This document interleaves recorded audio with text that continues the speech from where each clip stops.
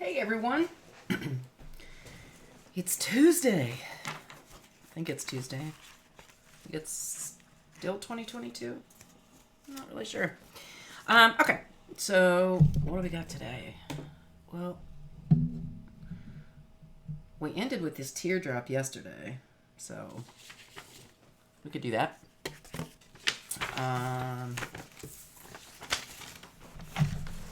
Sorry, looking at DMV registration and stuff like that. Not fun. Oh, gotta get my coffee over here. All right. Oh, that's Photoshop. Let's go back to Lightroom. Fishies, right? We were doing fishies yesterday. All right, let's see if we can play with some of these. Oh, develop. Library. Where are my attributes? Oh, I forgot how to do this. Only have had one cup of coffee. Not even one cup. A couple sips of my coffee. So, all right.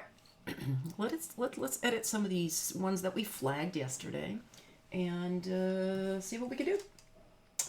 See what we can do with that. Let's see. I like this one. So let's look at it.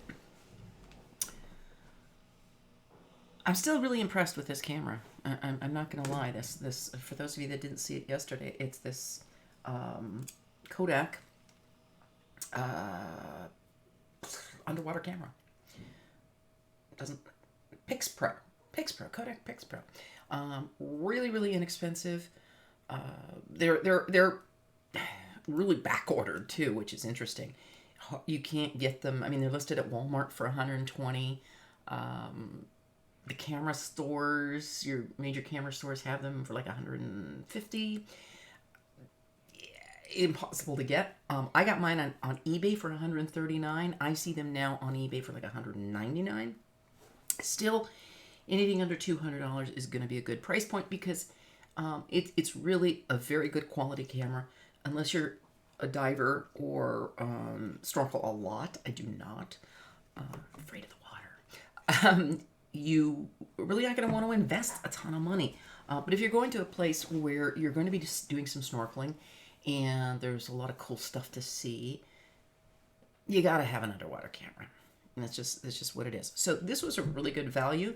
Had great video, great still. And normally I don't do video, but under the water it was really cool. Easy to switch between things. Very user-friendly. Not 4K video, but you're underwater anyway, so it's, unless you're planning on making a movie, it really doesn't matter. It was high definition, just not 4K. Okay, so let's look at these videos. Let's look at these fun shots. And I've already cropped it down quite a bit, but I don't really like a fish dead center. I don't like anything dead center. So I'm gonna move this over a little bit. Just kind of he or she is still ending up dead center. I'm gonna go get some rags out of my car. Okay, that's good. So we've got this here. Let's go ahead and see what happens if we lower those blacks. Oh, look at that. Okay, let me just do that again. Let me lower the blacks and look at that. Look at that pop. Look at the colors just pop. Now, why that happens is because you're really taking the richness, taking any of the black pigment that's in the photograph and enhancing it. So especially in an underwater photograph, you see it's not doing it in the green area, but in this area right here where you've got the colors and the color of the fish, it's really enhancing it and making it pop. Now, my favorite, the blacks and dehaze. So let's dehaze it a little bit and see what happens. Also really good. Okay, really good. Again, not good if you're, for the more green area, the more murky areas. But if something's up close and you've really got the colors, it works well. even underwater. No vibrance, no saturation. That's to me super, super fake. You know, there is a little bit of blur. Let's take it over to Topaz, sharpen. Edit a copy with Lightroom adjustments. Always do that.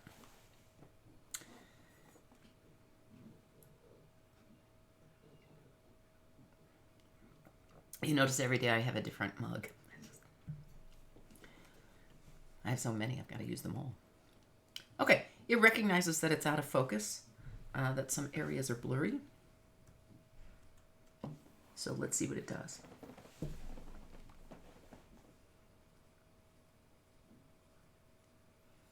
Takes a little bit of time because it's using an AI, which is really why I wanted to use these, because I'm fascinated by a computer's ability to do AI. All right, let's see how it looked. So this is the original. Yeah, I see some blurry areas on the fish to the upper left, some blurry areas on the coral. Yeah, I like it. I like it. Made it pop. Made those pop a little bit more.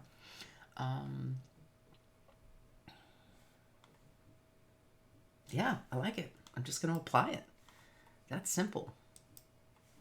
Sometimes the simplest thing works the best. Keep it simple. You know, that's hang on, let me go to the library and make sure that we have both of those. That's the one unedited. That's the one edited. Yeah, so it did a really nice job. Let's take the one unedited and unflag it so that we don't confuse it. All right. You know, there are people that like to do a lot of post-processing. I do post-process, as you can see. Otherwise, I wouldn't be here. But I think you can over post-process. That's my shtick. That's my thing. There are some people that really love to work with processing, love to work with things like Photoshop. Studio work, you really do need to do a lot more in Photoshop. And I have other friends that are professional photographers that do studio work, whether it's weddings. One gentleman shoots models, semi-nude models, and there's a lot of photo editing and Photoshop stuff that goes on behind there. You know, models want any type of imperfections removed. He does a lot of masking and things like that. So completely different process from what I do as a cultural photographer. So I'm not saying there's anything wrong with a lot of post-processing, especially, you know, using a lot of Photoshop tools. My type of photography doesn't warrant that. It's not my game. So not, you know, throwing that under the bus, just not my thing. All right, so I really like the way Mr. Fishy or Miss Fishy is popping. I'm gonna backtrack on my words here because I want to see what happens if we saturate it a hair, just a hair, and we do vibrance just a hair. I like it. Okay, I like it. I didn't say I never use saturation and vibrance, but I just don't always use it. Don't like to use it. All right, in this case, it really worked to brighten up Mr. or Miss Fishy, brighten up some of the coral and algae.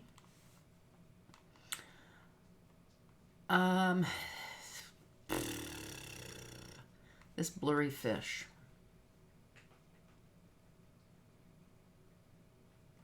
Let's see what it would look like if we removed it.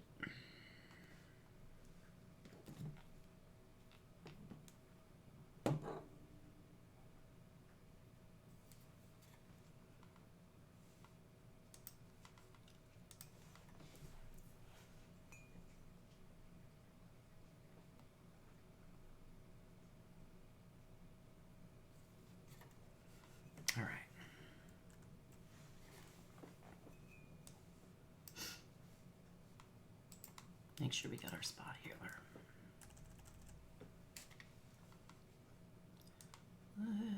Let's just see what happens. All right. Whoops, it's a little too small. Yeah, yeah.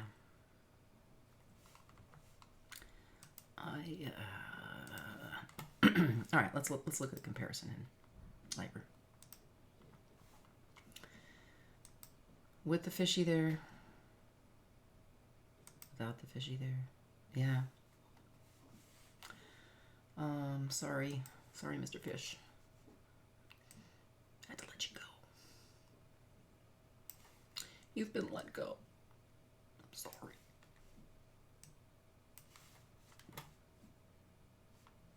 Oh, let's bring that up a little bit too. That one, let's get rid of that blur. All right, so we still got Mr. or Mrs. Fishy. There we go. Much better. Like it.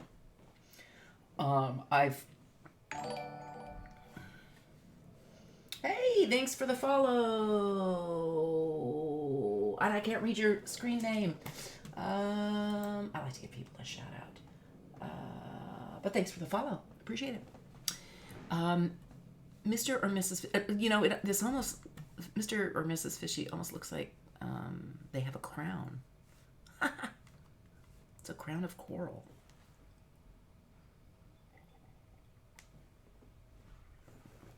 All right. I've never actually sold or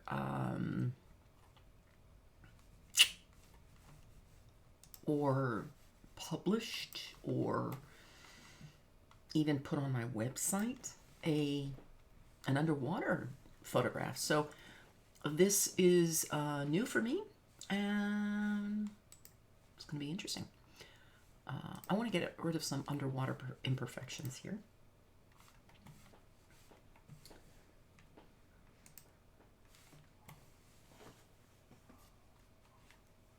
Oh, yeah, I do have the right one.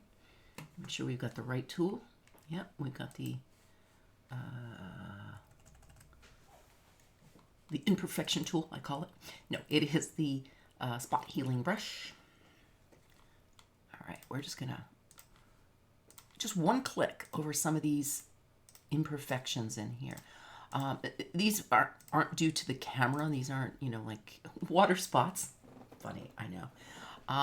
It's I talk about water spots on lenses and stuff and how you can't avoid it. So there's my irony of the day: water spots underwater. Those are just,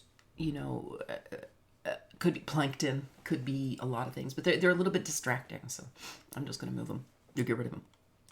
This is where no, I don't like that down there. This is where the spot healing brush works really well when you just have a tiny blemish or tiny little couple of pixels that you want to get rid of.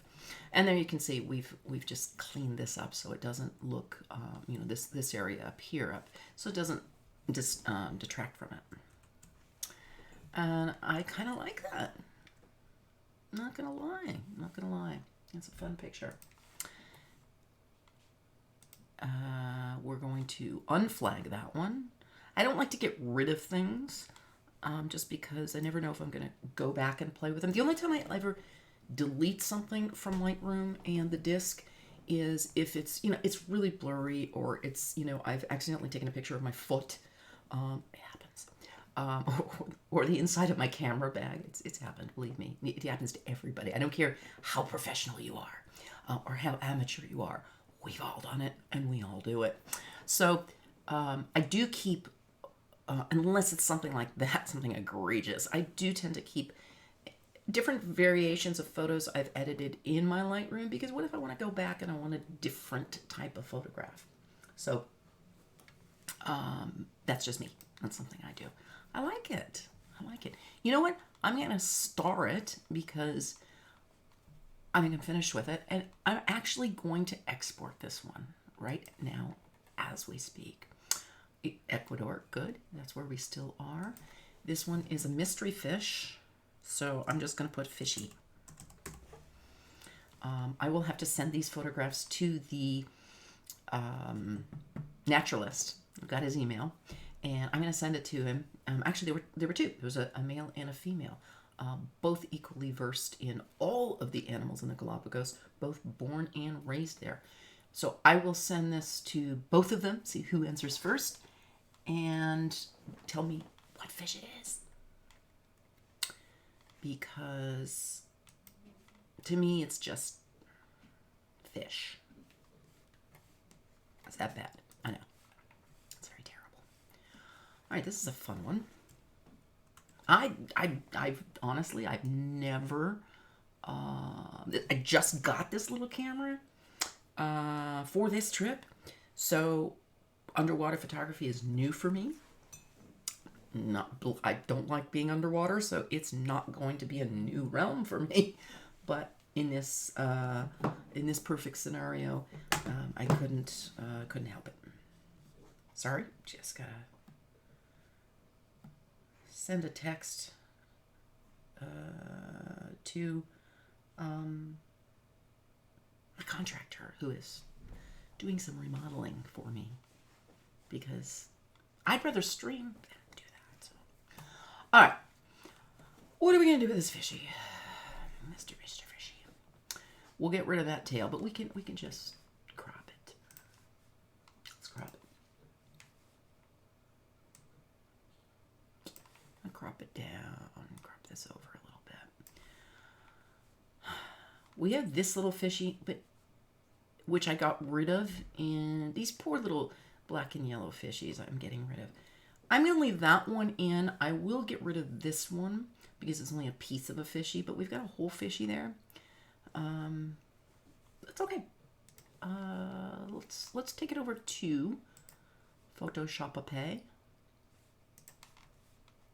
going to talk in Old English today. Ye old Photoshop. All right, sorry, Mr. Fishy. Bye. Bye, fishy. All right, now while I'm here and thinking about it, let's do some of these plankton. I'm assuming they're plankton, but let's just get rid of them because they're annoying and they're all over the fishy. And it's detracting from Mr. Fishy. I don't like doing that. Like I said, this is not spots on the camera. There are water spots on an underwater camera. All right, so you see they're all over the place. So yeah, it's plankton and underwater pollen. Underwater creatures that just are microscopic, and we're going to make them even more microscopic, as in bye-bye. Bye, Felicia. All right, let's do one down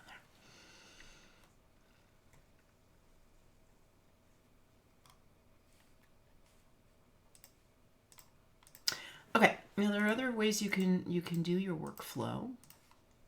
You can, I could take this right into another program from Photoshop. I don't like to do that. I like to bring it back to Lightroom. That is how everything disappeared. I like to bring it back to Lightroom because then I know I have a copy of this in my saved catalog and saved photographs. So that's my workflow. I always bring it back to Lightroom. Now from Lightroom, I'm going to take this picture and edit it into, take it back to that Topaz Sharpen. I think it lends itself really, really, really well to Topaz Sharpen. Edit a copy with Lightroom adjustments. And let's do that. Let's let it do its thing. And it's already picking up that it wants to refocus. Let the AI work.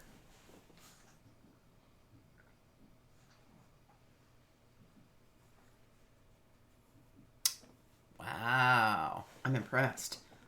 You know, sometimes I'm impressed with these programs, their ability to, you know, bring things into focus.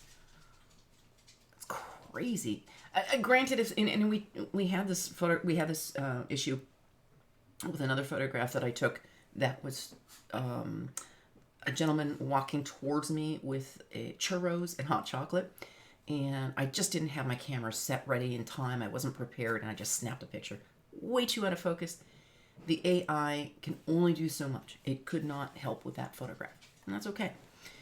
But this, with just a little bit, even though it says out of focus, very blurry, this one actually works pretty well. So let me show you. Okay, so this is the original. You see, it's not bad. It's just, it's underwater. It's a little tad under focus. Sorry, out of focus because of water and movement and what have you. And that just really brought out the scales. So I like it. And it's processing, doing its thing. And it's going to take it back into here.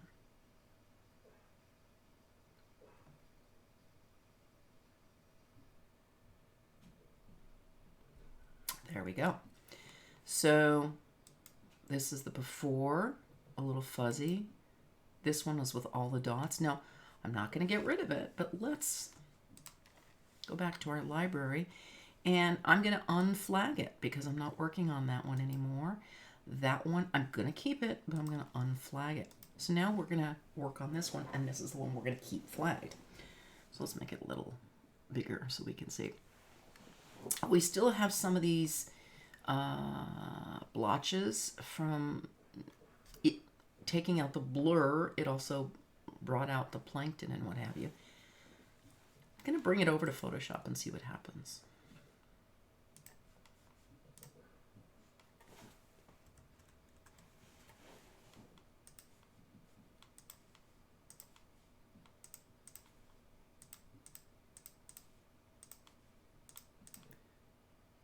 Oops, I do not like that one.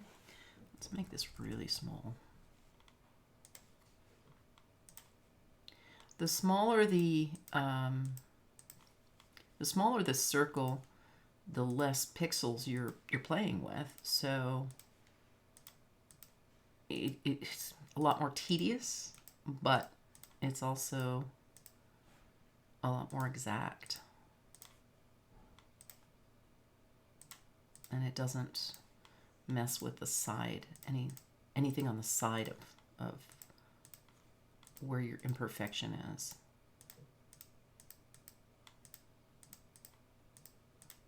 So I'm doing really what this tool was intended for, is spot healing. That's why it's called the spot healing brush.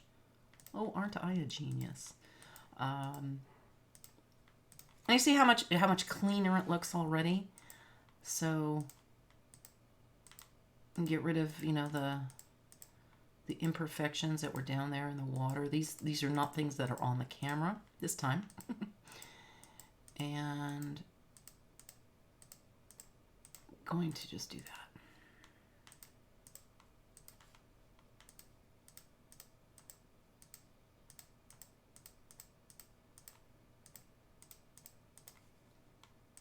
No, we don't want to overdo it. We're not going to do it in the rest of the photograph. But let's, now if we back it up, we can see we've really gotten all those bits and pieces of plankton and what have you off of the fish itself. Really kind of highlights the fish. Let's take it back into Photoshop.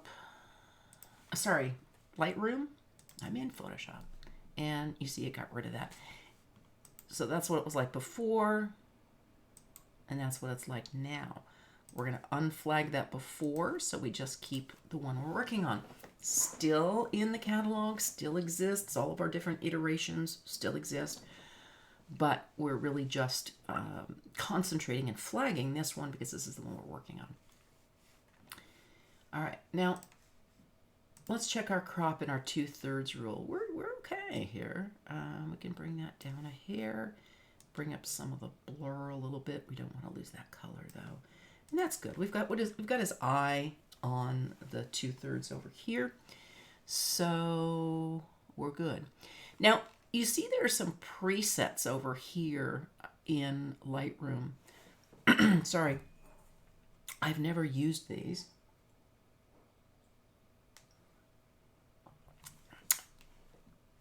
I've just, I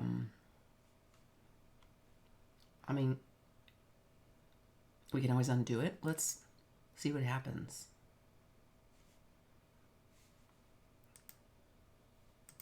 Ooh! Those are weird. What?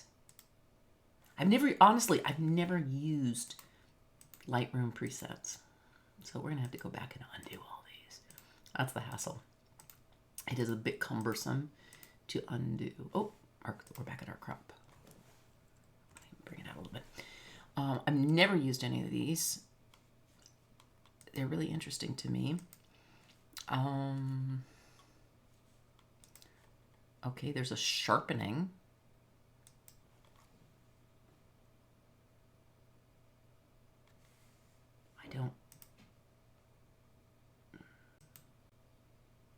Yeah, don't really see any difference. Some of the tools and these presets really haven't been around, I think, that long, at least not in that location. I have never used them in Lightroom. I tend to use more of the right-hand menu over on this side when I'm working in Lightroom, as opposed to presets. Presets are okay, especially if you've created your own presets. It's a whole different story. Sometimes presets are good. You know, they're created by other pros that have tried and tested these. So it's not that they're bad. I've never used them. They're kind of like the presets you find in, on your phone for, phone photography, whether it's, Android or iPhone, and you find those. All right, so let's deepen the black. Look at that, look at that. Look at that fish just pop with the black. I want it a little clearer, a little more clarity. So just a little bit, just make these scales really come out. Look at that blue eye. Dehaze it a tiny drop. Didn't do any of this before I'm taking out the blemishes. I really like how that blue eye is popping. Not going to use vibrance or saturation. Don't need to. And also, if I used vibrance or saturation, it would literally take all of this area where the coral is and just put a saturation and a vibrance into that. And I don't want that. I want the fish to be the focal point, the black fish. All right. I like it as it is. So we are going to library that, and I'm going to star it. And you know what? I'm going to export it. And we're just going to call this Fishy 2, because again, I don't know what kind of fish it is. Let's do the logo this time, though, on the right. White right bottom. The reason I'm doing it on the right this time is because I want the logo over here, not taking away from the focal point of the photograph, which is that fish. All right, so now if I go in here, we will see the new additions. They're alphabetized. Where's Fishy? Oh. Haha. You know what? I need to go back out and go back in. Fishies. They're there. Fishy 1 and Fishy 2. So let's look at those in Paint. Not too bad. You see the logos down here, very minor, not intrusive. You don't want your logo to be intrusive. And believe me, I've made that mistake. I've talked about this before. I used to think that you had to have the logo across the photograph so that people didn't steal your photograph. And that was traditionally the way it was done. Now the best way to do it is by, what I do is I make it a very low resolution for the screen to put on my website, Instagram. I do have a Facebook photography page. And if you make it low resolution, if somebody tries to do something with it, they're going to get a tiny little picture. So they're not going to be able to do anything with it and really claim it as their own. Okay, I like it. Let's look at Fishy 1. Open with paint. Yeah, I like it. Okay. We'll go back to the library. So we've done these two. Let's look at this one. This guy's kind of funny. Now, he almost gets lost, and which is really what he's trying to do, actually.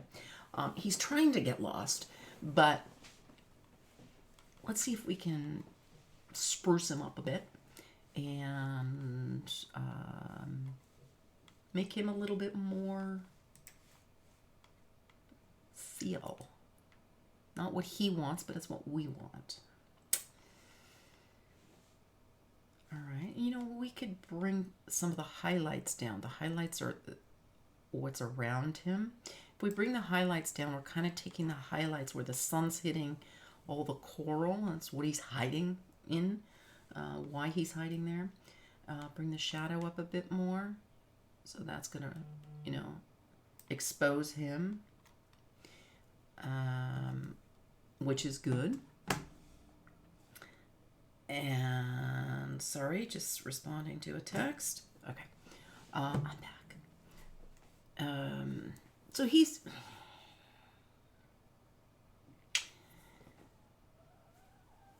let me try something. If I make this more of a different sign, yeah, all right, that brings him out a bit more. Oh, sorry, Beazle was snoring. Oh, gotta show Beazle. Gotta show Beazle. Here's Beazle. Woo! Okay. Night-night, Beazle. Go night-night. All right. Yeah, okay. I like this. This got rid of some of the coral, which is cool. But we want to focus on Mr. or Mrs. Fishy.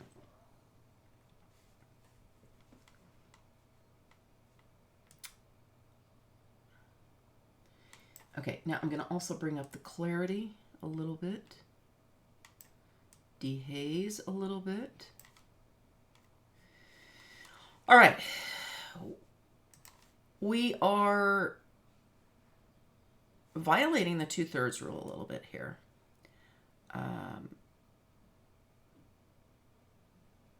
So, and remember, I'm not a purist on the 2/3 rule. It's just it's generally a good rule. So we've at least got his mouth in the 2/3. The eye is to the left of center. That's as good as we're going to get for 2/3.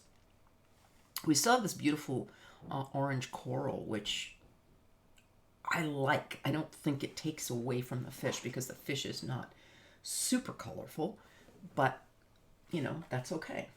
We've got, you know, we've got it. So, all right. Let's take it into Sharpen AI, edit copy with Lightroom adjustments. I have to get a t-shirt or a sweatshirt that says edit copy with Lightroom adjustments.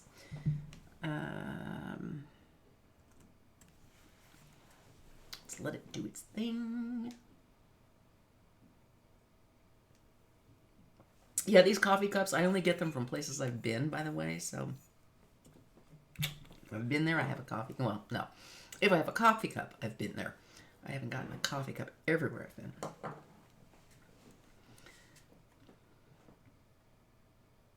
Processing. Ah, look, it brought out some of the plankton too. Updated. Okay, let's see. The original.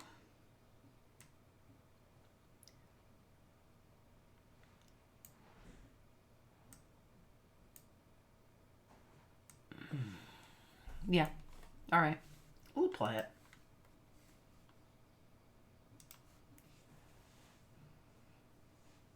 But again, I'm going to keep both copies because I may decide to go back to this one.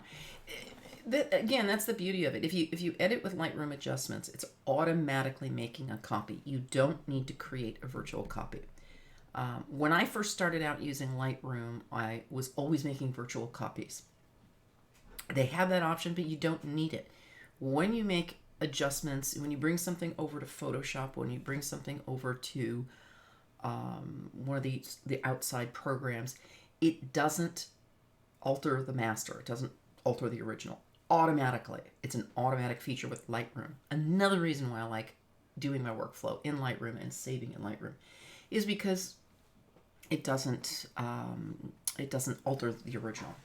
So this is the anti-blur, and that's the one that says it's a little more blurry. Let's see, did it sharpen the coral? Yeah, it did a little bit. All right, so let's go to the library, and I am going to unflag that one, and now we've got this one. Now again, one of the things I love is it resets all of the tools on the right-hand side so you can use them again. It's almost like it's a new photo. So if let's see what happens if I bring the blacks in a little bit more. A little bit of clarity up. A little more dehaze. Not going to do vibrance and saturation. And let's take the highlights down a little bit more. No? Just a tad. We don't want to overdo it. I showed you what it's like if you overdo it. Then it starts getting weird. So just a tad. I'm doing just a tad. It's fine if this is dark because that's not our focal point. Now, we do have some plankton here, so let's... I'm assuming it's plankton. We're just going to call it plankton. Let's go into Photoshop, edit a copy with Lightroom adjustments, and edit. That's what I should call this stream. Edit a copy with Lightroom adjustments. Okay. And we're using a very small pinpoint healing brush just to get rid of the plankton and the other imperfections in the water. We can also just call it underwater pollen. I suppose that works as well.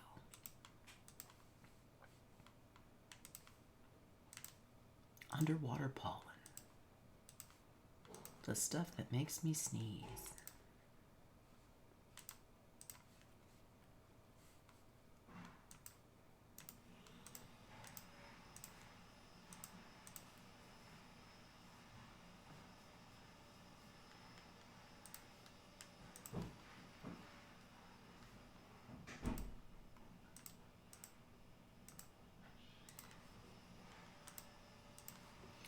I don't know why I keep doing more of those. Okay.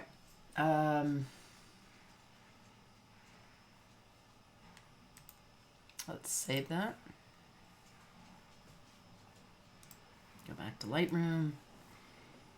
And it has gotten rid of some of those things. And again, you see it's made two photos. There's with all of our imperfections and there's without.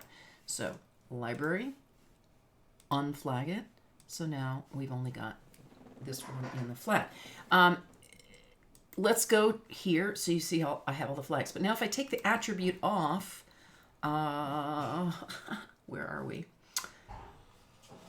We're underwater somewhere. Oh, here we are. Here we are. There we are. You see, I've got several copies. Here's the original, then another copy, and this is the one that we've actually flagged. So it keeps them in your library, in your catalog, and you can always go back and do other adjustments. Not a problem. All right, so we're in develop. There we go. I like it as it is. I don't want to play with it too much. Let's go ahead and, oh, first of all, hang on. We're going to star this. We're going to star that. And now we're going to export it. And I'm gonna, since our eye is drawn here, I'm going to put the logo down here at the bottom. Bottom right. I always put it at the bottom. Fishy 3. Let's call him Fishy 3. I don't know why fish are all boys to me. I don't know. White right bottom. I've already got it there. Okay, export. Next. Yeah, you know, this was such a fun experience having this red-footed booby looking in the water. I mentioned this yesterday.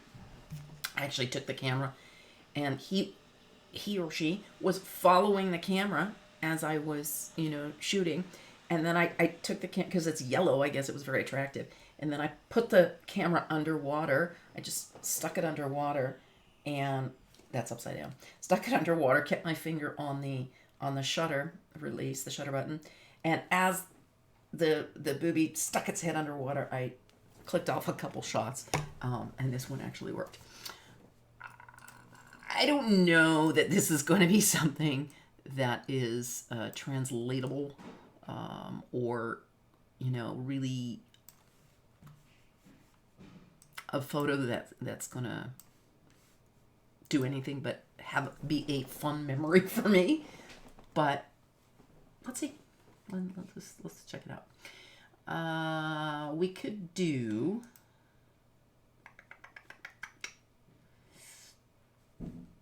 We could do a color correction where we take it more towards the blues-ish. I don't know. Let's see. Nope, we don't want to do that either. Shadows, highlights, midtones.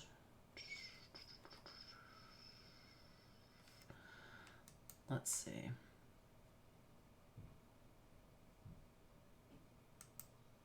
Highlight global. Okay, let's see what that does. Oh, well, okay. Wow. All right. Well, that got rid of some of the green.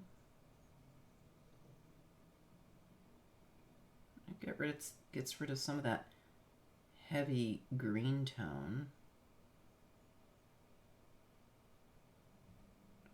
Don't really want to go towards red. Don't want to go towards green.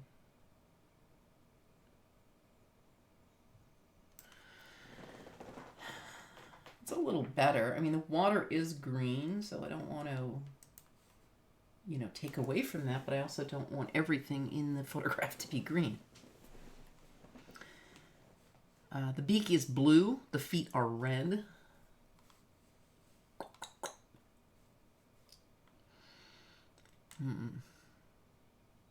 Yeah, see, this is what happens if you bring up vibrance. You're giving the whole photograph vibrance. Same thing with that. Giving the whole photograph saturation. Don't want to do that. All right, let's bring it into Photoshop.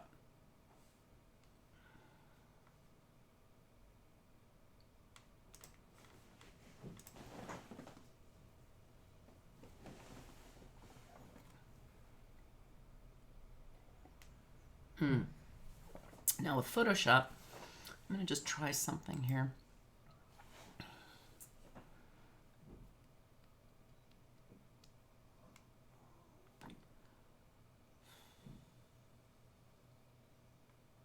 I'm going to use the dodge tool.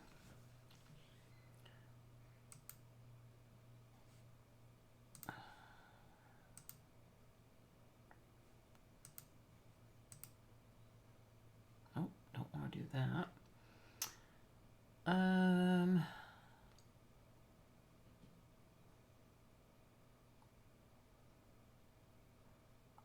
See, right from filter, we could go into Topaz Labs and Skylum software, Aurora HDR and Luminar. So we can always do it right from Photoshop as well.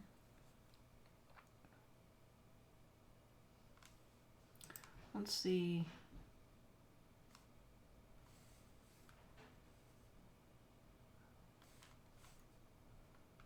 get started. All right, this is Camera Raw filter. This is another program. Let's see if this is gonna work.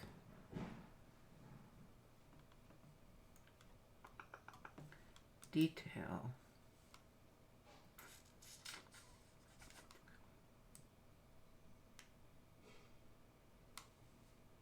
Nope, don't want to do that. Color grading, no. This looks like it has a lot of the same stuff that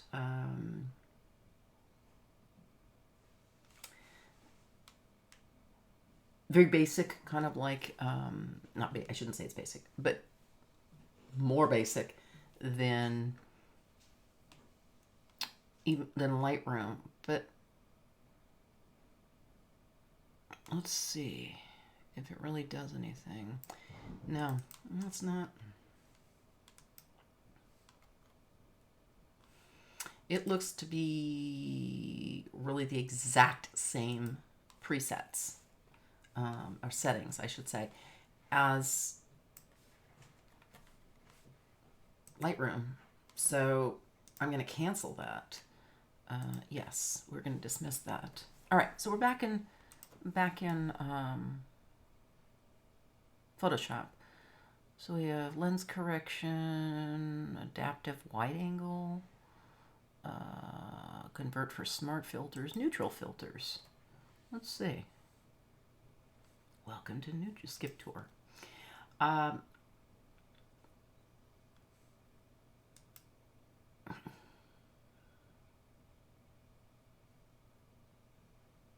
No, we don't want to do that.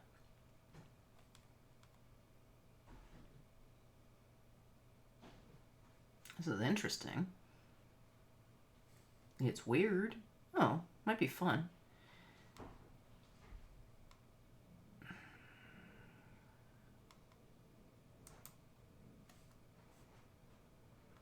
Okay, we're not going to do that now. Oh, it looks like it might be fun. Let's do...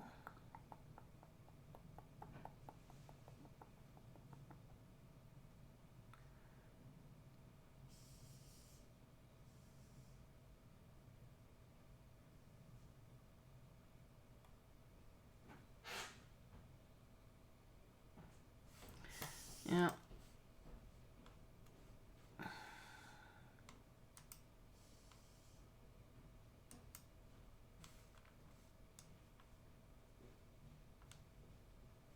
Did that work?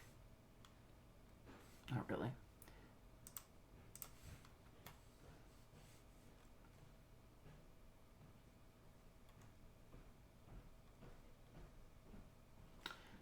Those are gradients.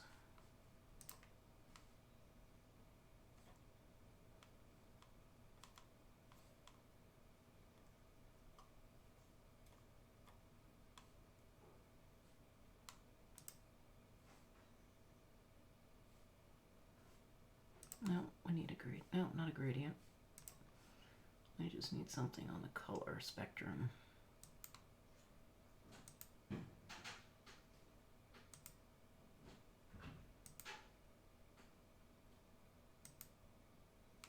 Yeah, that's about right.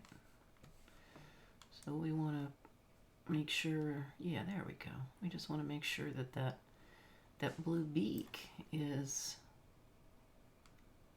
seen as blue.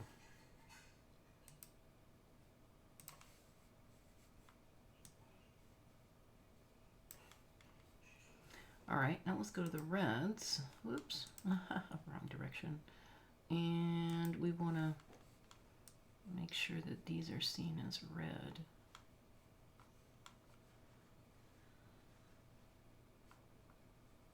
Which it's not really giving us enough red. So I want to undo that. We can just use a paintbrush and grab that red. Ooh, whoa! Definitely don't want that. We're gonna have to do something much softer. Oh, there we go. Opacity. Let's bring that way down. All right, now let's try it. Nope, still not. We're gonna really need to bring the opacity way down. There we go. Now we're bringing out the red. And this is the natural color of the red-footed boobies, feet. And, you know, out of the water, much more vibrant. But we can see that it's red, and the fact that it's underwater is really taking the vibrancy out. So we don't want to make the whole photograph vibrant. But you see, when I put it over here, it didn't really make it red. It just made what's already red pop. It didn't make this part red. So we're making the feet pop by using the brush tool. And then now let's go back to the blue, and we're going to take this kind of cornflowery blue, and we've already lightened it up a little bit, but we're going to make sure that it's nice and blue the way it's supposed to be. See, we're not doing it too deep. I've done it really very, very mildly with an opacity of 6 on the brush, so we're just doing it mildly. Nothing overdone. And we can see that that's a red-footed booby. So, all right, now I'm going to take the spot healing brush, make it a little bit bigger, and I want to get rid of some of the imperfections. We're gonna call it sea pollen or plankton or whatever it is, bubbles. Lots of bubbles and sea plankton, or sea pollen and plankton. We don't want to get rid of everything. We just want to get rid of anything that's distracting from the face. We really, and let's, clear some of this up, because again, we don't want to distract from the blue-footed booby itself. Red-footed booby, red-footed. You can see its red feet. So do you see? Oh, let me get some there. So you can see how using the brush and a color swatch, all I did was highlight the actual colors of this bird. And I'm sorry, quick text.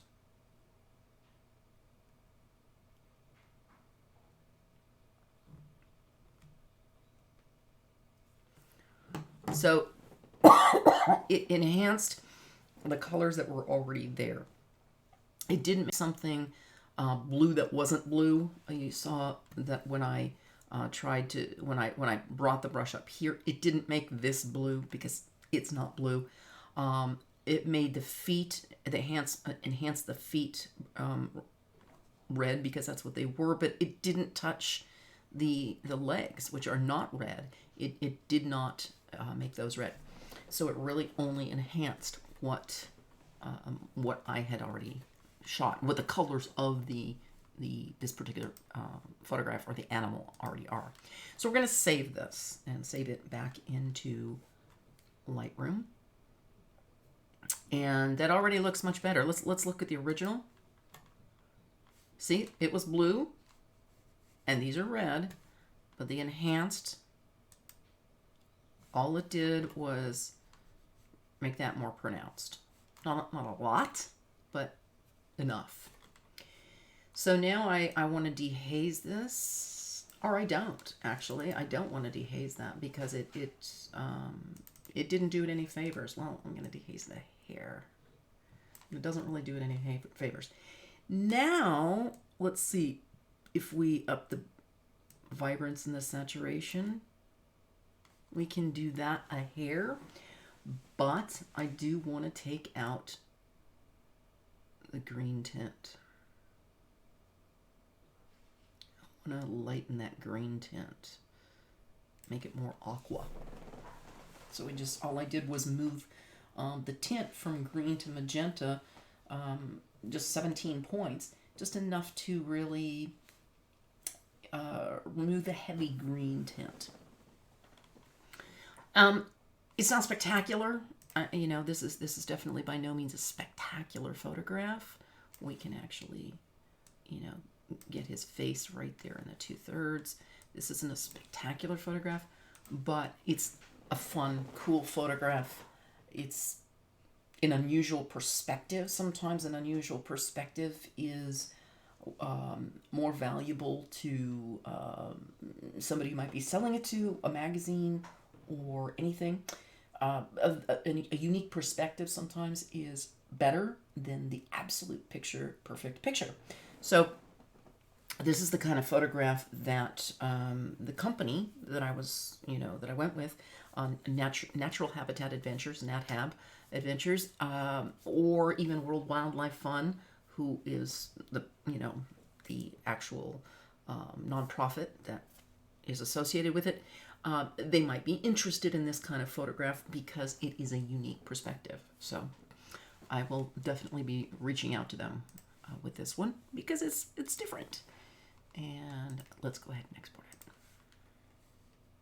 Now we know this is a red-footed booby, but we'll put underwater. Underwater. Can't even spell. Now, where do we want the let me move that over there. Where do we want the watermark?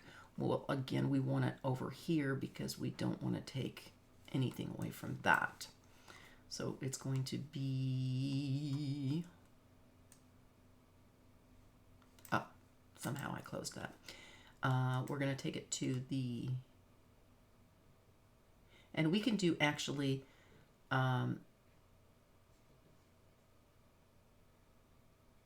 low black left. I'm going to do it in black. I have my logo in both black and white, my watermark. So, depending on what the photograph is. Now we just did the red-footed booby. And let's see how it looks. Look at that. Yeah. So it's nice. This one was nice in black. But actually, you know what? I didn't think this photograph was going to be something that I would want to keep or use. I loved it when I shot it. I loved it when I first saw it. I laughed because I was laughing when I shot the photograph. It was, first of all, it was this bird was in the water and coming up to me and literally playing with me. This is the Galapagos. I don't know what to tell you. The bird saw me as a play toy, and just like my dogs, and I was having a blast. Just, making the bird look at the camera. The bird was, swimming right up to me. And then I got the idea of taking the camera down and snapping the photograph underwater, because I knew the bird was following the camera, and of course you got that. But I didn't think anything of it, especially when I first saw it. I thought, who'd want to see this? With a little bit of adjustments, and we didn't do a lot of major adjustments to it. I could have really post-processed this. A little bit of adjustments. It really made it pop, and I actually like it. I would definitely, I would blow this up and put it on canvas or something probably, and put it in my art room. So there you go. You never know. You never know. That's the key. Let's see what else we got. Oh, this Sunday, by the way, I am doing a podcast. I'm a guest on a podcast. It's called The Professor Travel on YouTube. You can just find it by looking on YouTube, and I'll probably post some of that stuff to my YouTube as well, just to cross-post and cross-reference the ones that I've done. I've been interviewed by this gentleman several times, and I'm going to be talking about Ecuador, so in the Galapagos and the Amazon and Quito and what have you. So you can tune into that. That's always fun. It's always fun for me as well. All right, close that one down. I I am blown away about how much I like that photograph. Right. Oh, I'm not going to remove it. Sorry, just going to remove the flag. All right. This fishy. This fishy. Let's look at this one. I like it. Develop. Oh, so I've already done a little bit of work on this one. As you can see, the radio buttons have already been moved. So I've already done a little bit of work on it. Let's bring it into Topaz Sharpen. Edit with a copy of Lightroom adjustments. Whoa, that's big.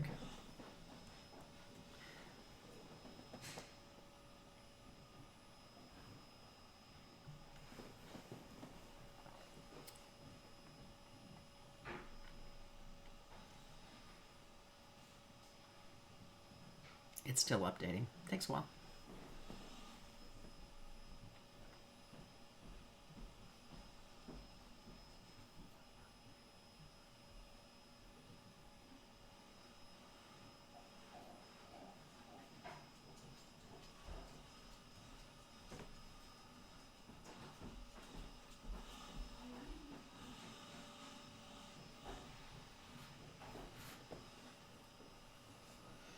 Oh, it's done. All right.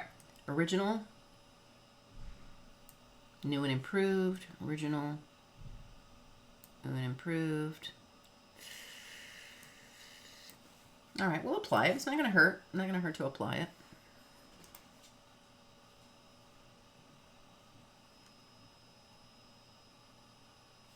All right. Benefit. All the radio buttons and the sliders are all back to zero, back to the original spots. So we can dehaze again a little bit. Oh, look at that. Okay, so let me bring it to 0. Look at the eye on the fish as I do this. Yeah, that dehazing brought out this green stripe, brought out the eye. Of course, a small fish is going right into his eye. It's a little bit weird. Can bring up clarity a little bit, just a tad. Bring the blacks down again, but not too much, just a little bit. And bring the shadows up. All right, now I'm going to take it into Photoshop and edit a copy of Lightroom adjustments. And we got some work to do here. So we got a lot of the plankton, annoying stuff. Just for giggles, let's remove this fish in his eye and see what happens. Yeah, that's better. Not gonna lie. Yeah, I can see his eye. The other fish are great. They're, it really shows they're kind of, hanging out with him. They're maybe even feeding off of him. Who knows? But we can't get rid of all these dots, all the imperfection. Let me make it a little bigger. We're going to get rid of, enough so that it doesn't look like it's a dirty fish.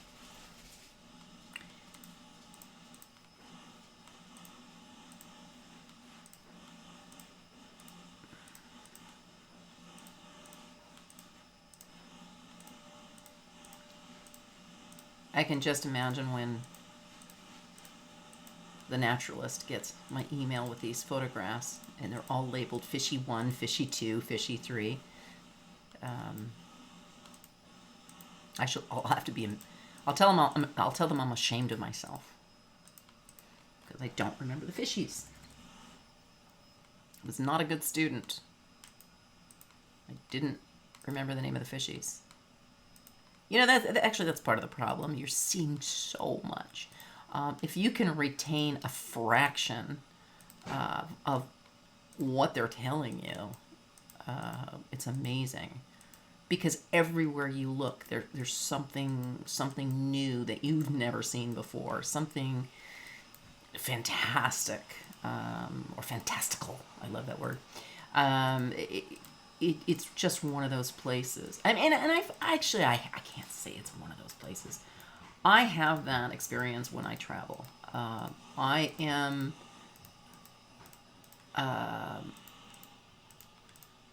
I am a teenager at heart, even normally, as I think my bio says.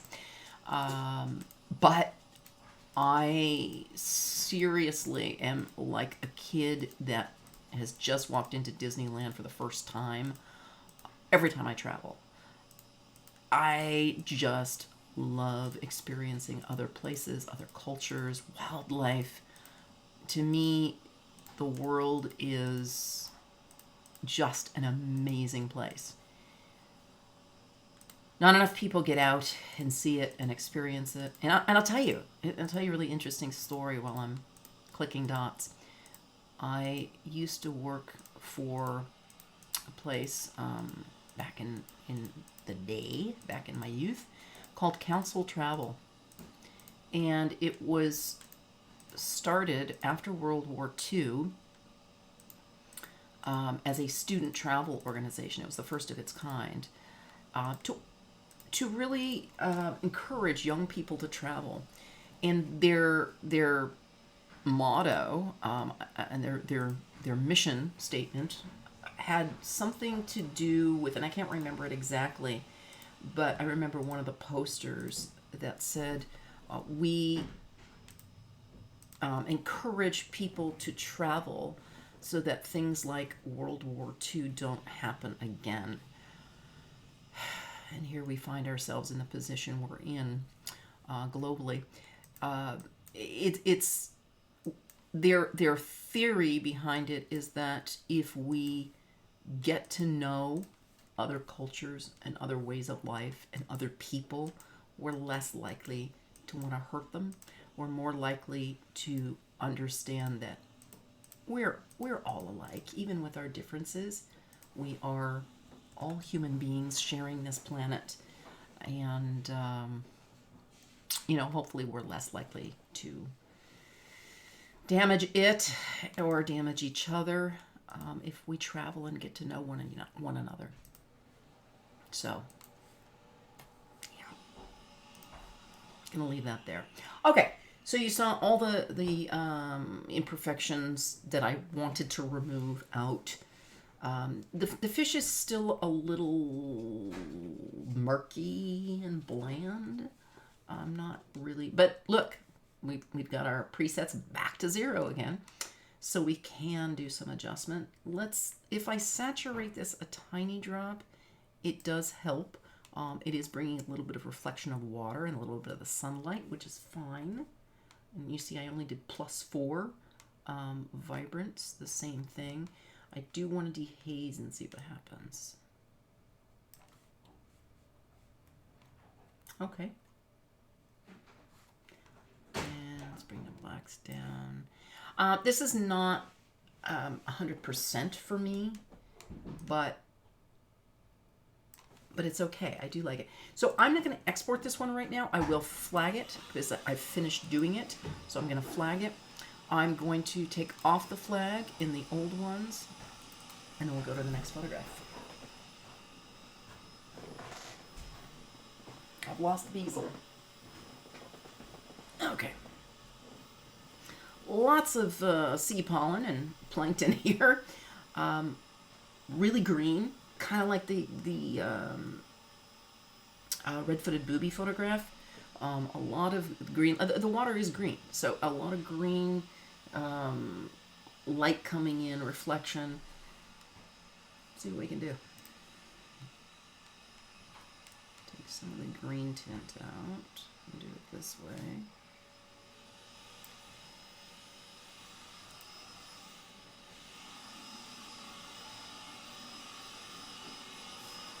I think we'll do that in one of the other programs. Because if we take the green down this way... Actually, that's not too bad. If we take the green down this way, it reduced it a little bit. Sorry for the noise. There's vacuuming going on. Yeah, you heard that. Yeah, and it's not me doing it. Yeah, it was about time the house got cleaned after being away so much. So vacuum time. All right, let's bring this into Photoshop. And we're gonna get rid of the sea pollen, the sea pollen or plankton or whatever it is that's all over this little fishy 4. I guess it's gonna be fishy 4 if we decide to export it. Wow, poor fishy. Look at that. Look at all of that. Wow, poor guy. Poor gal. You know what? I'm going to just make this bigger because it doesn't seem to be... Because it's a solid color fish and we don't really see any scales, it's... Ooh, I stand corrected. Let's do that. I'll still do that. Still do that.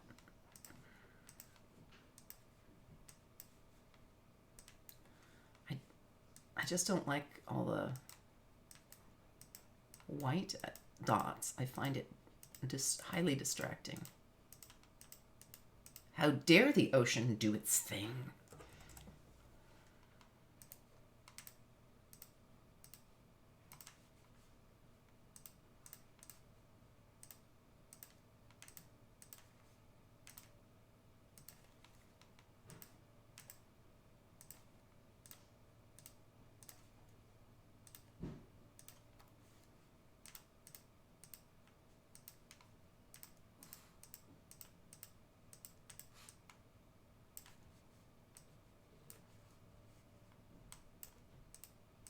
So you could spend 3 days just getting rid of the dots. That'd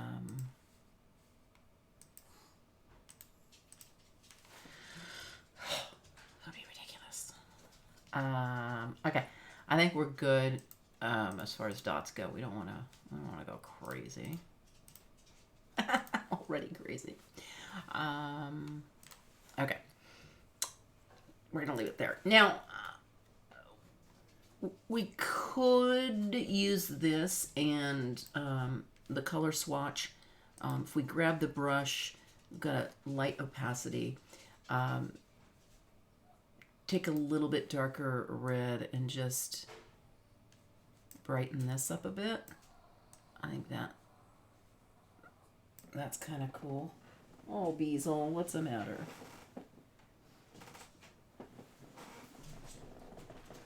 Come here. Come here, bees. You like the fishy?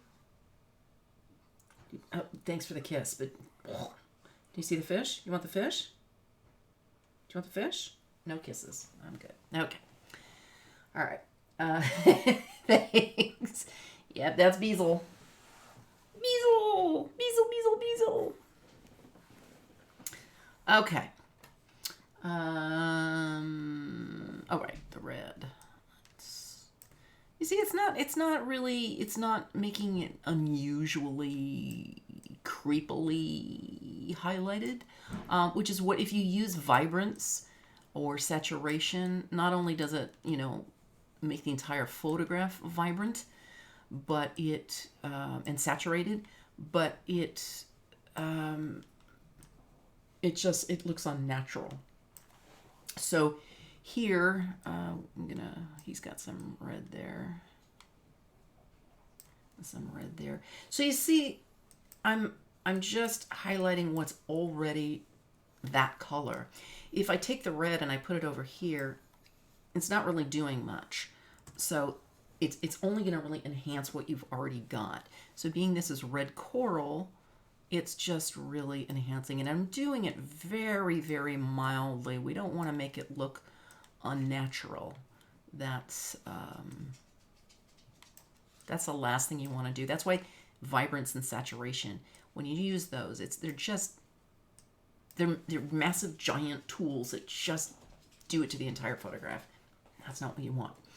Now, we could just make this a little brighter. Just a tad. We're not really doing too much to it. We're just enhancing the yellow a little bit. Just a little bit. Just to make it pop a little bit. All right. And I like that. See, now we've got the eye here. I've done nothing to the eye, but the eye is just really vibrant itself. So we're going to save that. You see, I don't work in layers. A lot of people do. I just, you know, and I think I've said this before. I'm not a, maybe someday. Right now, I'm not a person that works in layers. I don't do a lot of masking and what have you. So that's the before. Let's go to library. That's the before. That's the after. You see, we didn't over saturate. We just really highlighted some of the colors. So I'm going to take the flag off of the old one, and that's the new one. Now I'm just going to leave the flag on there. I don't want to export it yet because I may want to do some more work to it. Okay, here's another fun one.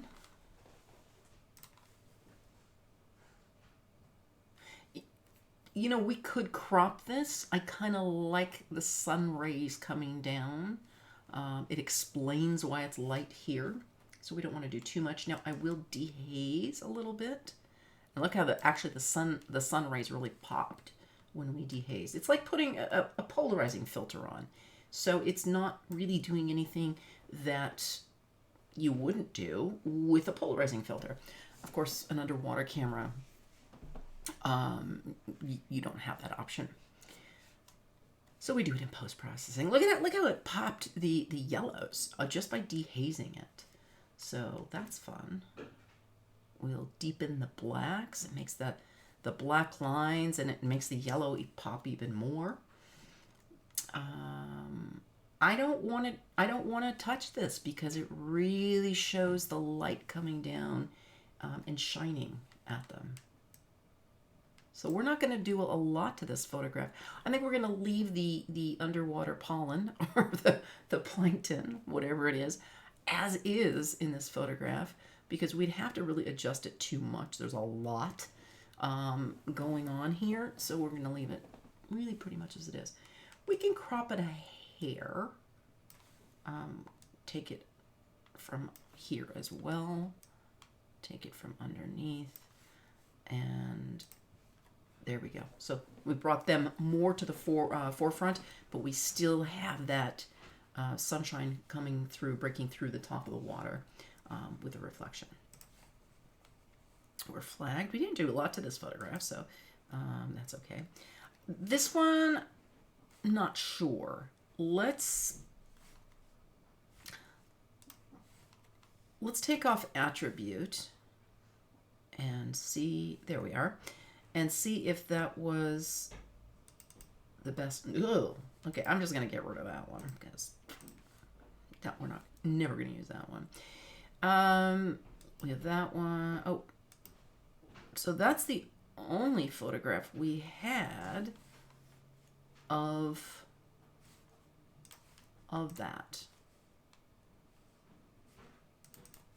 It's the only photograph we have of that. Not convinced. I'll wait on that one.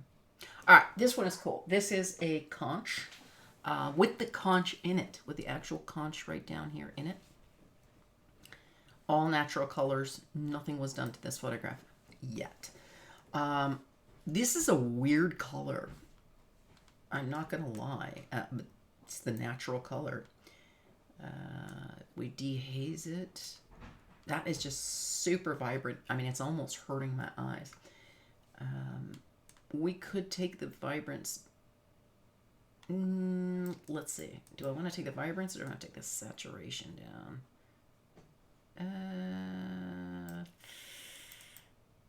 I'll take the saturation down just a hair. Take the vibrance down a hair. Rarely would I ever take vibrance or saturation down. But the conch itself is just so bright. it's almost too bright. Okay. I say to Photoshop and get rid of some of the underwater pollen or plankton.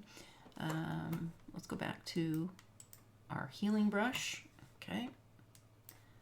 And just do a little bit. You know, we can actually make it a little bigger and do larger swaths just because there's so much plankton and it's in part of the scene that is not really what we are wanting to show. So we can just kind of do that. It's not critical, but let's just get rid of some of it.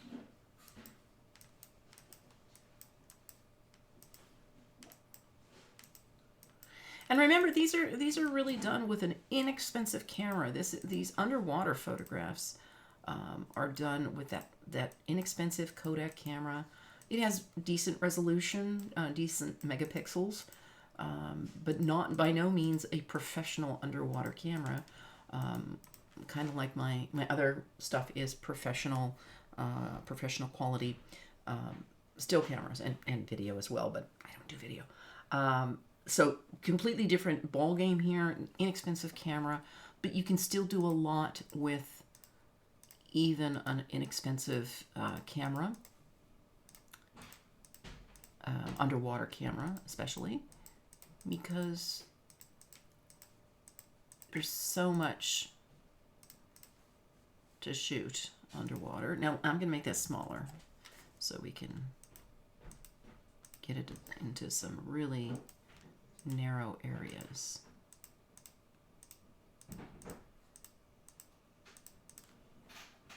And we're just getting rid of the plankton. We're not correcting any imperfections on shells or fish or anything like that. They are perfect the way they are. Just getting rid of these white spots. And I just get rid of them because for me, it takes away from the, and there's the vacuum again. It takes away from the photograph itself. It takes away from the subject. So that's the only reason I'm getting rid of them. Now, I'm gonna use the brush tool, and I'm going to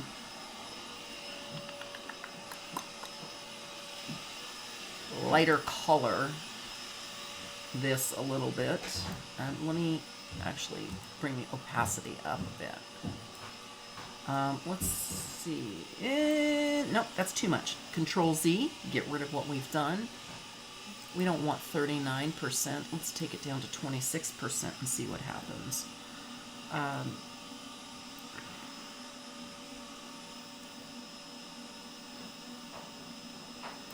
No, I don't like it. All right, we're going to Control Z, get rid of the last two things we did. Maybe we don't want lighter color.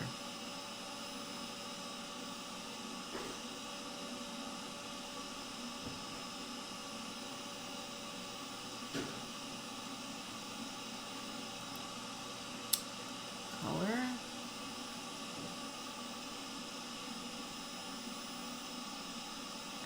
Well, that makes it a little bit better.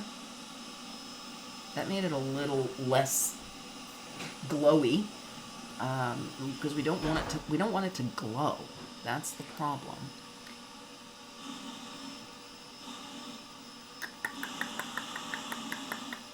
Luminosity. Well, this may actually make it luminous. Oh no, it's not. Okay. All right. I'm listening. Let's see. Let's see if we. No, I don't like it. Leave it there. So, yeah, I think that took enough of that harsh glow that it had. I guess it wanted to be seen, and you know, made it a little milder so that it's not really taking away from everything else in the photograph. See, sometimes, I mean, vibrance in saturation, you want the colors, but you don't want things oversaturated, over vibrant. And the photograph as shot just for the nature of that animal, that's the original, is really over vibrant because the camera could not correct for just the glowing quality of the conch itself, not the shell, but the actual conch. And we got rid of that flag, and now we just have that one. It does, and that is a concern, and I agree with you there. I mean, okay, let's go back. Let's go back to Photoshop, and if we erase it,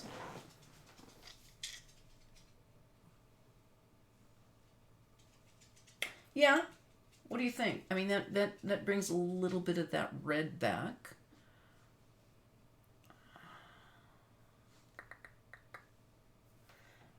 I'm not sure about the glowiness.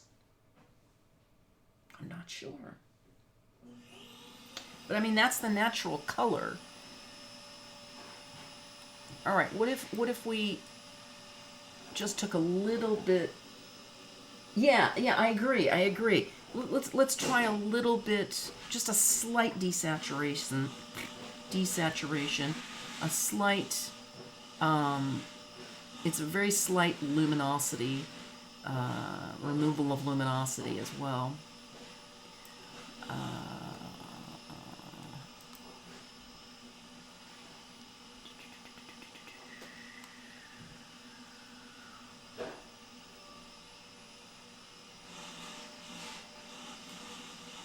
There we go. A little bit less saturation.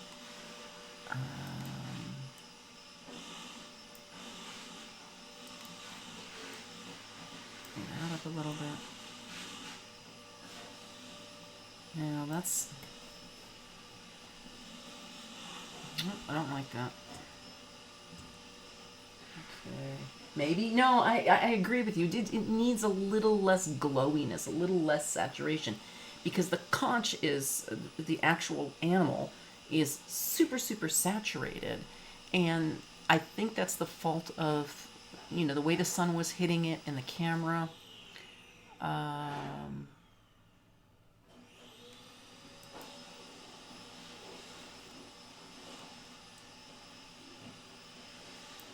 No, that's not doing it. You know what? I'm going to look up desaturation in Photoshop. I am not an expert in Photoshop by any stretch. Okay, shortcut. Right click on the image in the title bar and click the duplicate. Then go to the image, choose adjustment, then desaturate or shift control U. No, that's going to do the whole... is there a desaturation brush? Tools? Sponge tool. Of course, it's the sponge tool. Thank you. It is. But I agree with you. There's something about the conch itself that it's really off on the color. And I think it just may be the luminosity of the fish and the way the light's hitting it. But it's a little bit distracting. So, oops, let's go into Photoshop. All right, so it is the sponge tool. And they've moved tools around. It's annoying. Thanks, Photoshop. Nope.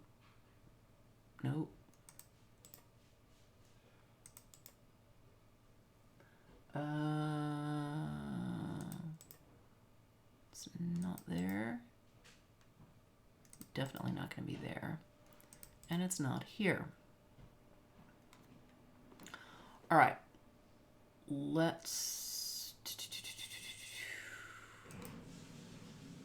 Okay, let's go in here and see, do we have the spongy sponge? There it is.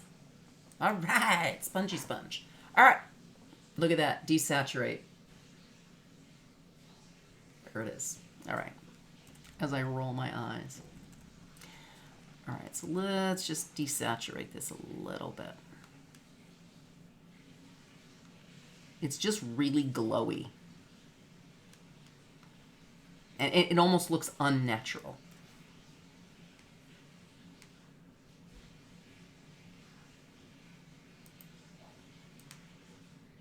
Oops, let's do that, okay. Oh, that's too much. I don't want to desaturate too much.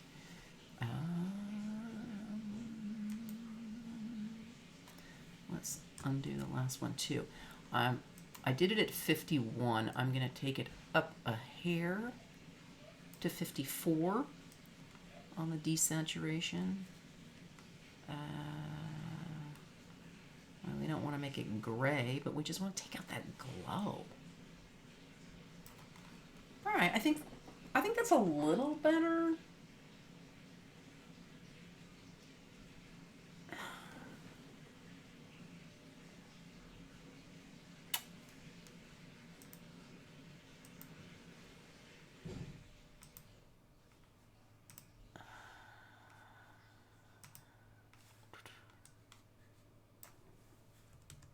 No. That's a little bit better.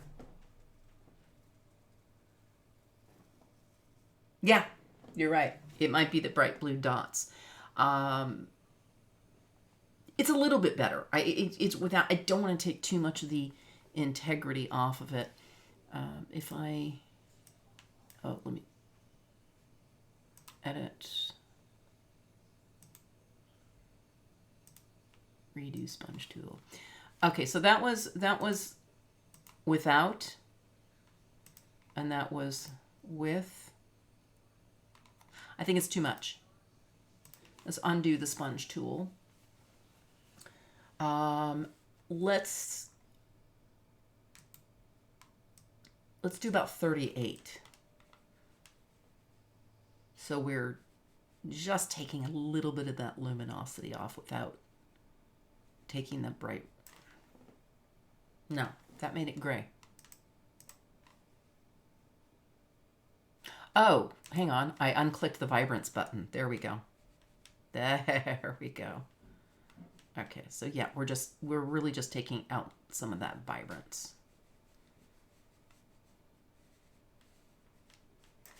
There, I think that's a little better, actually. The blue dots actually don't bother me now as much. They're actually a little bit enhanced, but it's just that it was a glowy red, especially compared to the conch shell itself. I think we'll keep it. I think we'll keep it. Good eye. Good eye.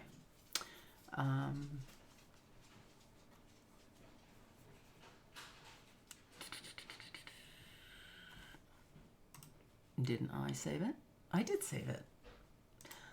There it is. In Lightroom. Okay, I think that's a little bit better. It's not so in your face and a little bit more contrast. We could actually enhance the contrast a little bit too. Yeah, okay. By enhancing the contrast, what it's done here is it's brought back a little of the red without the glow, which is really, I think, what we're after is bringing the red is fine. It's that glow that was just almost alarming. It almost looked unnatural, and we don't want it to look unnatural. So I think we'll keep that there. I'm not going to export it yet, so but I'll go ahead and star it. Oh, actually, I don't want to star it. Okay, so we've worked on some underwater photographs here. I'm just still happy with that. I'm really impressed. You know what? Actually, I'm gonna take this back to Photoshop. And I'm gonna try that. Z said I'm gonna try that saturation. Try to saturate this a little bit more. I want to make my sponge a little smaller. Why is it not? Oh, maybe because I have to do it this way. It won't let me do it the other way. Okay, so now let's see if I saturate it. Ooh, no. Control Z, get rid of that. Oh, let's take out the vibrance. We don't want to make it vibrant. So I'm just going to saturate color. There we go. Let's see. That's just for giggles. For kicks and giggles, let's see what happens.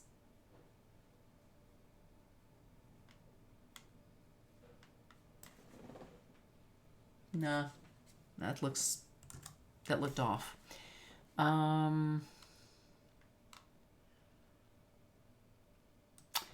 Let's take it down even more. Let's do a really small saturation.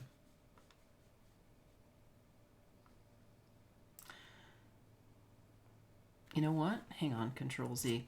I don't think it's using color, but just in case it is.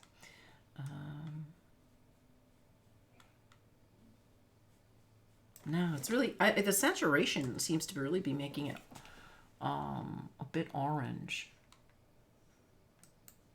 Oh, no, I don't want vibrance.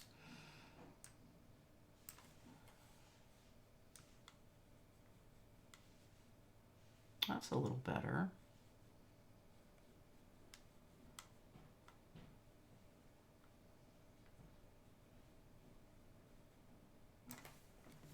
That's a little better. See if it works on this foot. Foot.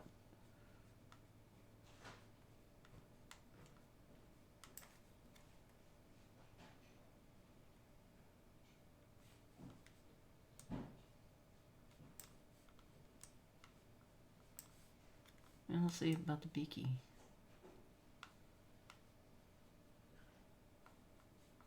All right. All right. Okay. I'm with you there. I think that helped a little bit without making it too phony looking. You know, the last thing you want is for something to look unnatural, too overdone.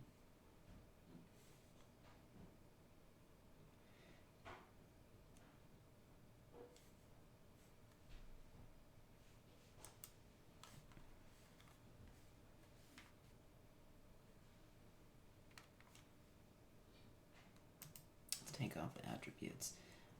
So this is the one that we had, and this is the other one. Yeah, I like it. Actually, I like it. It's not too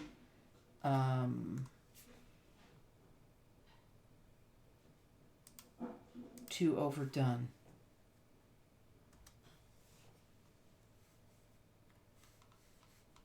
All right, I'll go with it. Let's export that. Let's see, what did we call it? Because we're gonna red booby underwater. Let's see. You know what? I'm just gonna export this one. Oh, it still says it, red booby underwater. Red booby underwater 2, and then we're going to look at them side by side.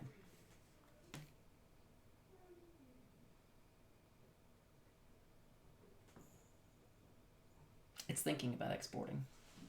There we go. All right, so red booby underwater 1, red booby underwater 2, and let's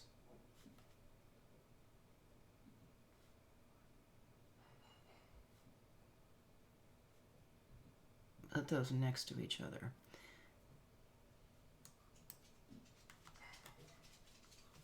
Let's close some things out. There we go. This is red booby underwater 2, and this is red booby underwater 1.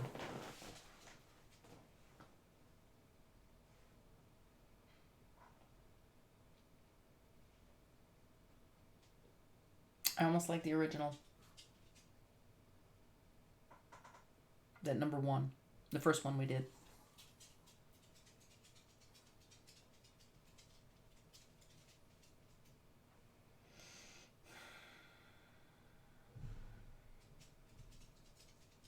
Not sure. We'll leave them. We'll decide.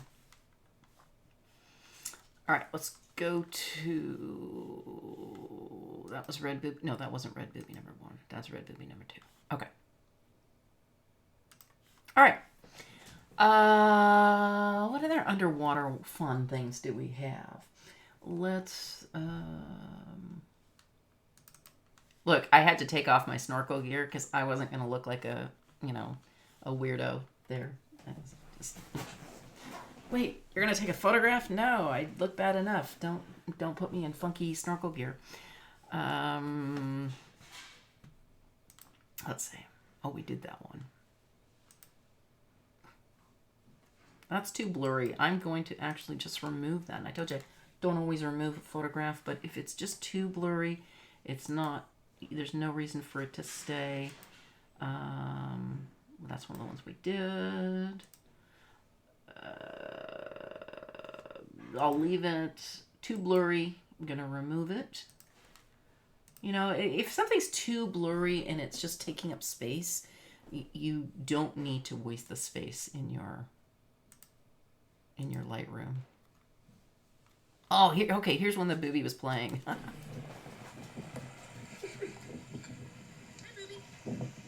Hola.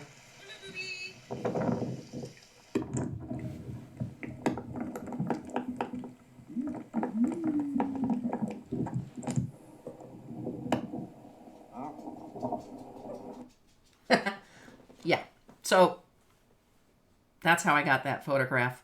The booby was just having a fabulous time playing with us. Oh, there we go. See, that's when I'm... oh, no, that's when it did it the first time. That's how I knew to do it, so... Because he just wanted to play. And there's our photograph. Remove. We don't need to keep excess stuff on here.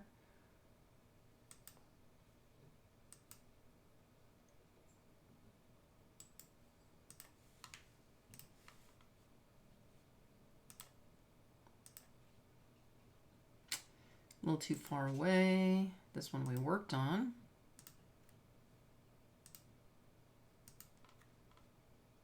This would have been cool, but that's just a hole. That one we worked on. All right, this is a video. Let's see what happens. Some of these I haven't seen.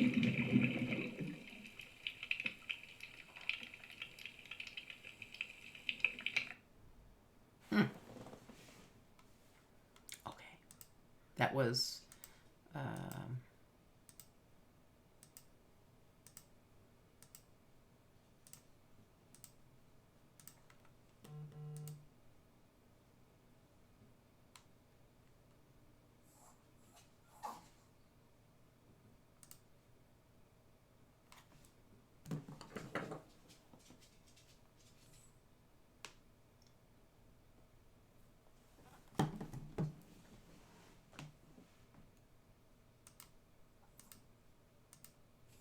All right, I'm gonna get rid of these. Hold on, let me let the bees out.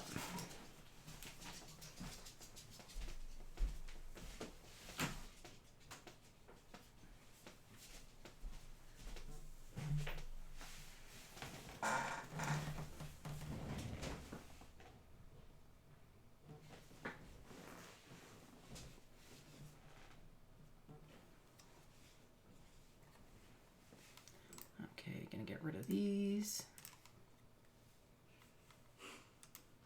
Ah, Diego.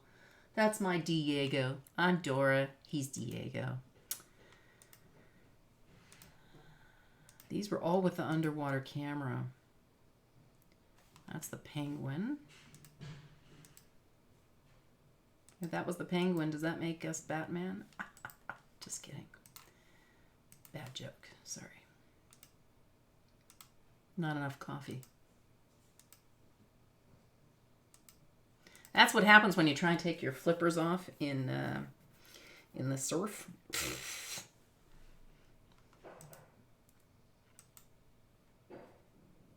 Okay, there's nothing there. I just clean it up a little bit. There's really nothing there. We don't need to see somebody's man boobs there. Nothing there. I just, we don't need to take up space if there's nothing in the photograph.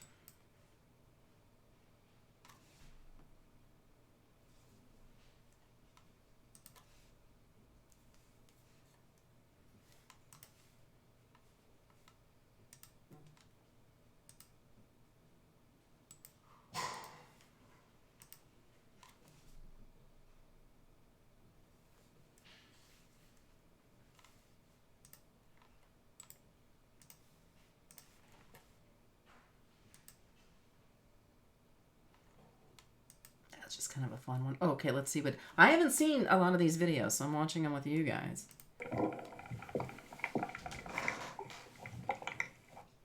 Oh, these are the shark videos. Yeah. Well, still don't get what I was thinking. Really?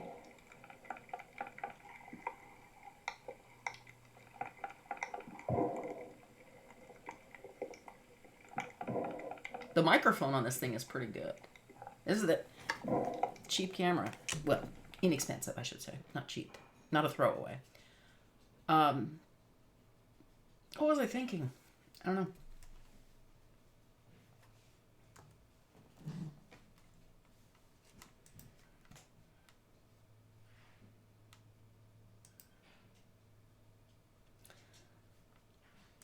There.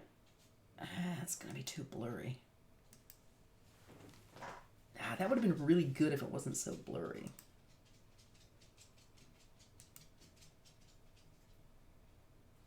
That's a video.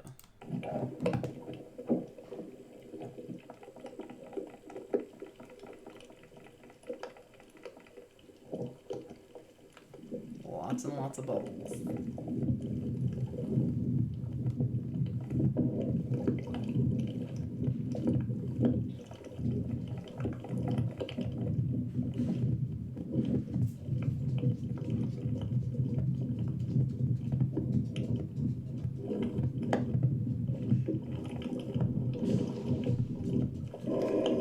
And I'm following it. I'm following it. Why am I following a shark?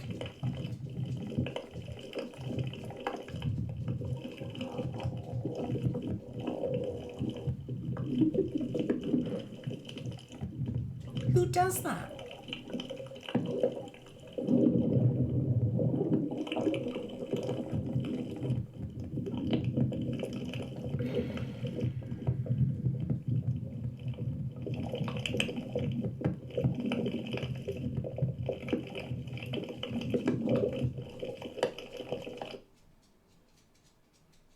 Who does that? Why?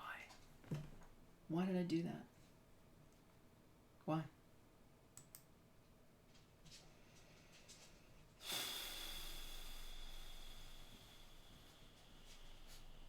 Yeah, I'm gonna, you know what? I want to show that in Explorer just so that I know which one it is.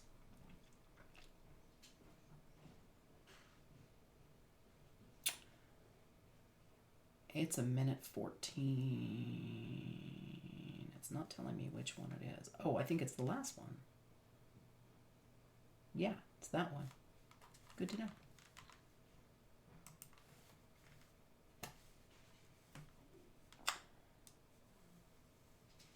I'm not always the most sane person.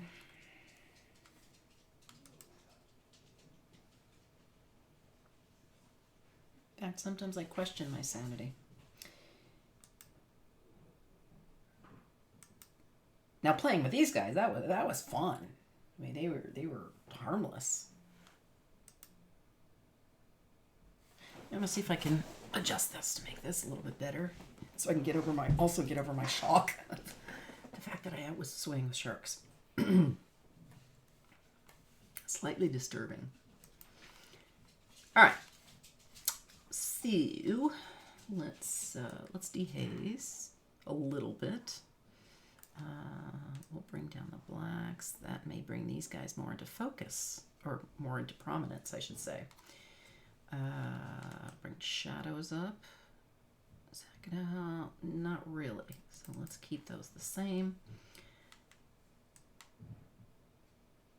That didn't really help. All right, we're gonna have to do some Photoshop magic. Edit a copy with Lightroom adjustments. Let's bring that full screen. All right, let's see what we can do.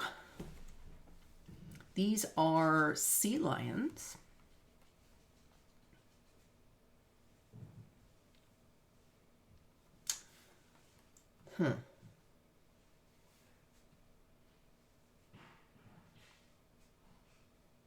Thinking.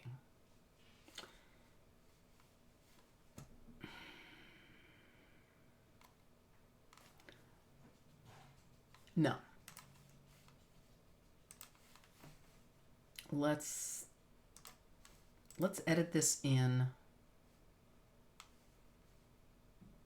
Oh, I can't do gigapixel because I have to reload that. Let's edit this in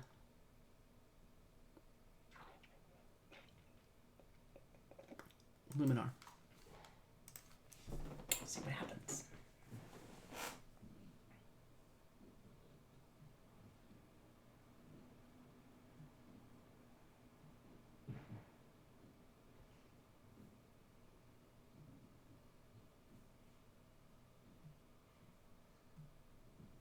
You know what's really rotten is when you're busy editing and you're streaming and your spouse says, "Hey, I'm getting another tattoo," and you can't you can't say no, yes, what is it? Because you're busy streaming. And I'm pretty sure that's why this particular time was chosen. Just gonna say that. So I couldn't comment. All right, let's see. Oh, let's see.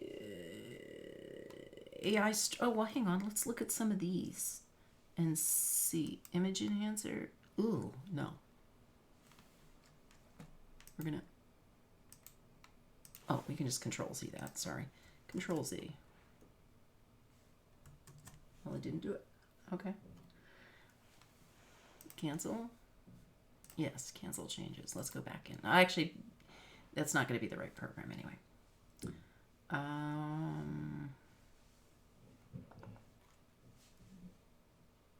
You know what? Let's go back to edit in Photoshop, and then we've got some tools in Photoshop we can use.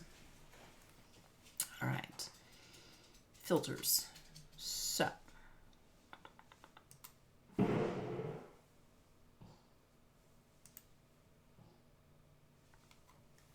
right.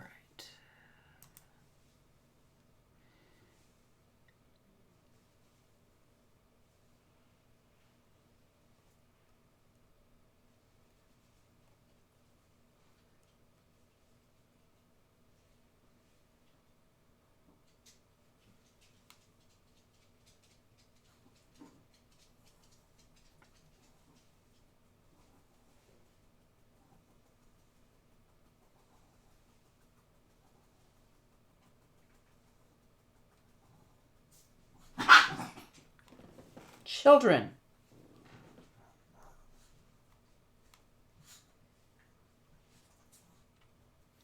Despeckle. I wonder what that looks like.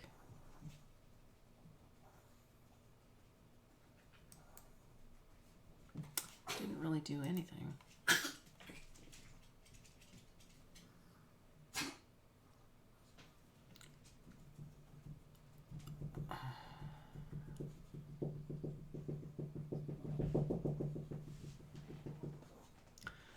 Beazle has to continuously scratch himself. I don't really like any of these. Let's see what neural filters we have.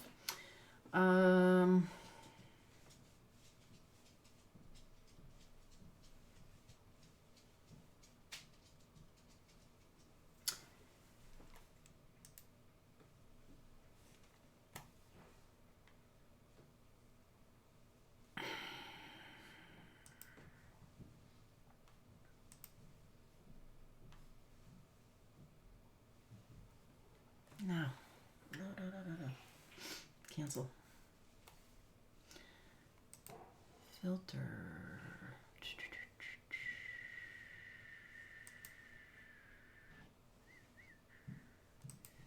Whoa.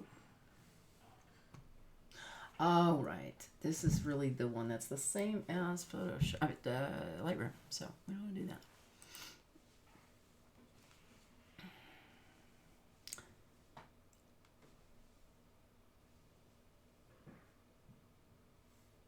Let's take it into denoise and see what happens. Denoise.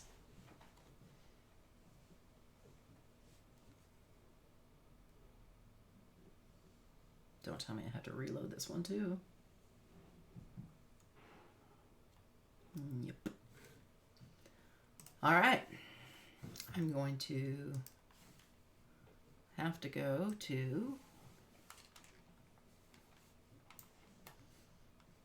Topaz Labs again. And might as well reload that one. And that one. Not sure why I'm having to reload these. I did see it. See as Z said. Thanks for joining. I'm gonna reload these, the gigapixel and denoise.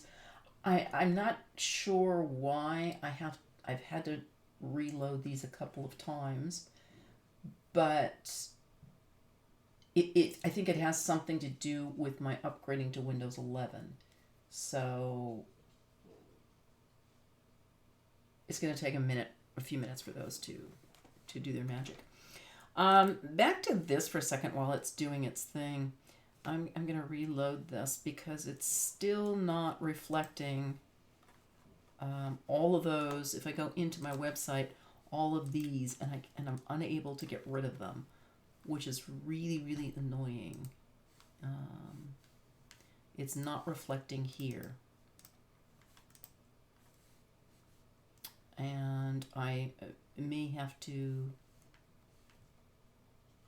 call Weebly to ask them what the hell is going on and why can't they fix that?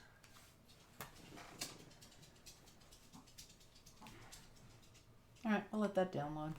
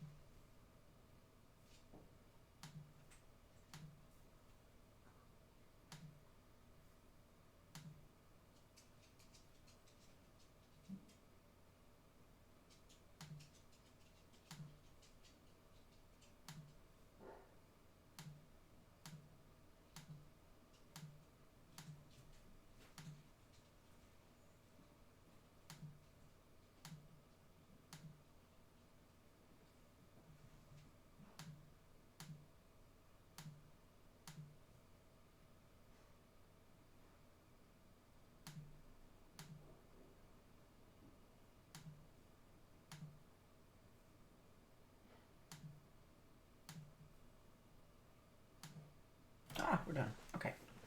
Let's load Giga.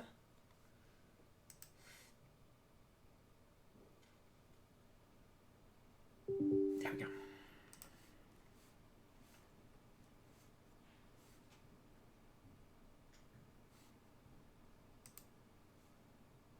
Oh, hang on. I'm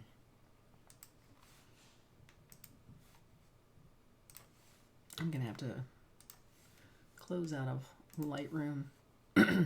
I always back up, but I'm coming right back in, so I'm gonna skip this time. And I back up, not only do I have everything native on my computer, I also back up to a NAS, an NAS. Highly suggest, no, I don't highly suggest. I urgently suggest If you are saving or doing any type of workflow, they absolutely have an NAS device with sufficient space on it. I have a lot of terabytes. I have 13 terabytes on my computer because I shoot in RAW, but I also have I have about 10 terabytes on my NAS to back up. So that backs up all my work a second time. So you have not only your catalog, which will happen automatically with Lightroom, but you need to set it up to back up your photographs. And that's important. Okay. Machine learning. Okay. No, each model will still be downloaded individually as needed. You can see this dialog again.